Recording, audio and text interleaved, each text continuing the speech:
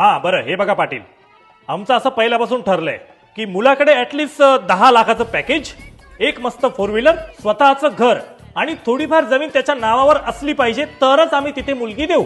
आणि हो, गाडी मर्सिडीज असली पाहिजे. बर बर. आणि हो, लग्नाचा, हळदीचा, जेवणाचा सगळा खर्च इक्वल करणार आहोत आपण. हे मला पटलंय, सगळं इक्वल पाहिजे.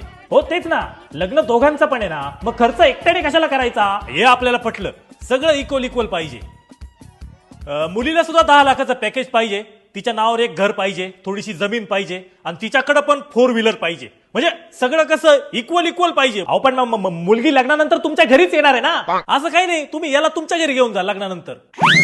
सगळं इक्वल पाहिजे ना. कोणत्या गाडीवर आला तू? मी प्लॅटिना. 25 वर्ष घासली तेव्हा प्लॅटिना घेतली आणि माझ्या पोराकडे 25व्या वर्षी घर, गाडी, बंगला सगळं पाहिजे तुला. करे सुक्कळीच्या. अरे होऊ दे ना लग्न, दोघं मिळून संसार कर.